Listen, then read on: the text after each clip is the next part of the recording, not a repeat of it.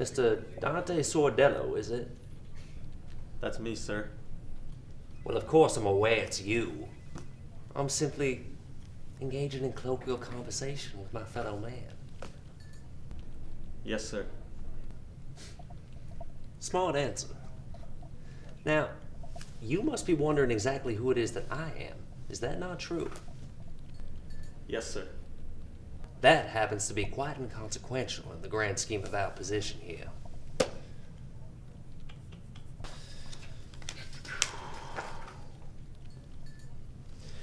Your resume is rather impressive. Crippling self-doubt, a general sense of discontent with the greater goings-on of day-to-day living, and an overall disregard for the dull and minutiae we managed to forcibly frame as some foundation for what we refer to as existence. Do you feel all this is correct? Yes, sir. Have you always felt this way?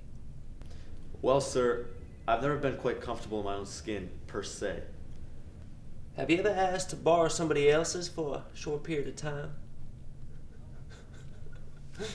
I'm only being facetious. I feel you'll fit in just fine here. Well, you certainly possess all the necessary qualifications we are looking for in a candidate here at this establishment. However, this office is more packed to the gills than a warm estuary in the heat of breeding season. We got more fish than we can fry, if you catch my drift. However, we just might be able to find you a corner office. I think you'll find it more than suitable for your vocational requirements. Welcome to Purgatory.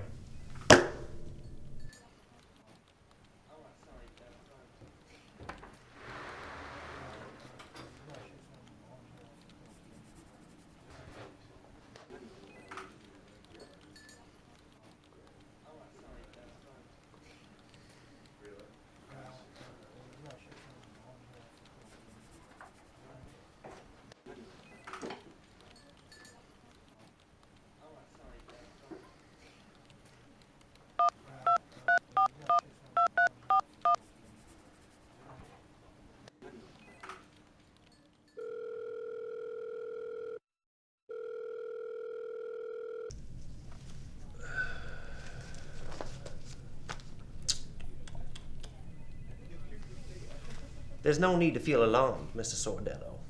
I'm merely conducting a customary performance review.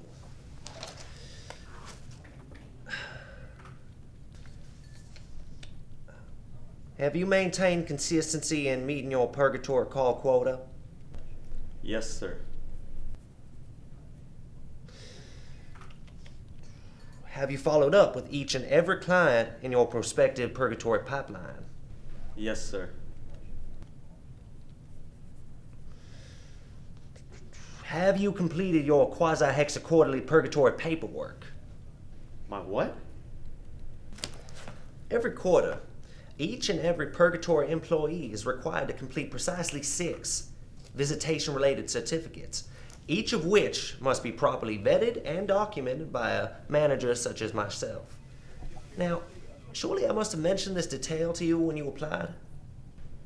What's a visitation?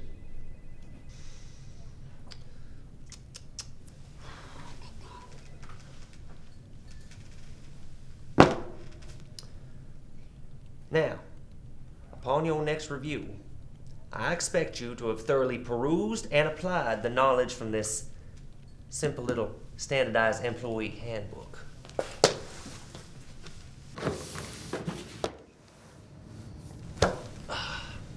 I think you'll find everything to be quite enlightening.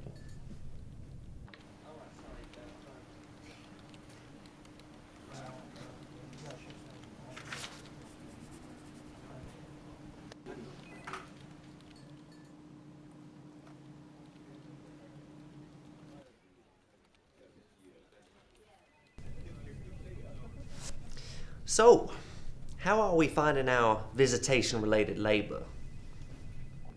Can I be honest?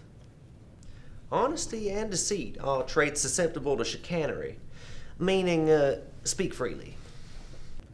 I don't think haunting people from my past is really my speed. Here at Purgatory, we aren't apt to think of the past as a separate period from our current state. But, to your point, many of our employees are disinclined to haunting their former relatives and acquaintances. In which case, if the scenario is ripe for readjustment, I may be authorized to reassign you to a new visitation dossier. I'm just not sure visitation in general is for me. Then, pray tell, what might be for you in its stead? I don't know, maybe something where I'd have a desk? My good man, the desk is nothing more than one of Lucifer's many devices in wooden form, a corporate medium between the working man and the insatiable desire for unrequited fulfillment. You'll find no such loathsome luxuries here, I'm afraid. How'd you end up with this job? I don't believe anyone's ever asked me that question. At least, not for a long time. So long, in fact, I can barely recall. In short, only the most mediocre of men meet the many mandates that make up the managerial métier. I just so happen to be exceedingly unexceptional throughout most of my state of being.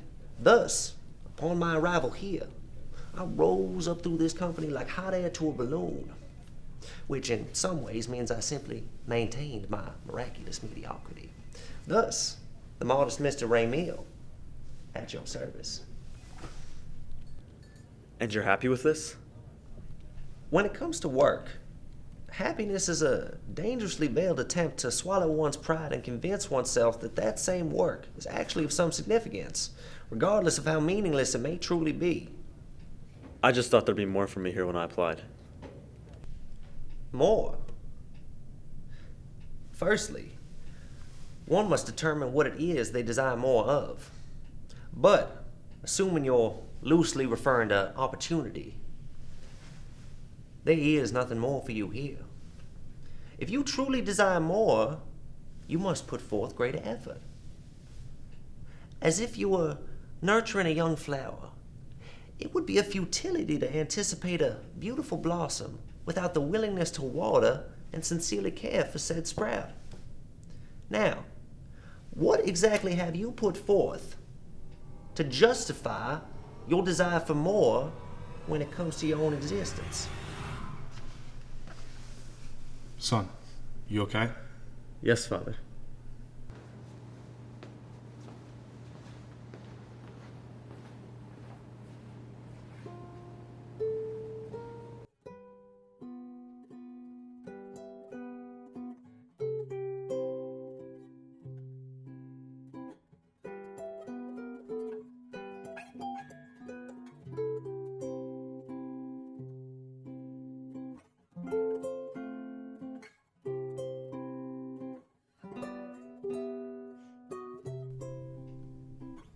I'll say it again.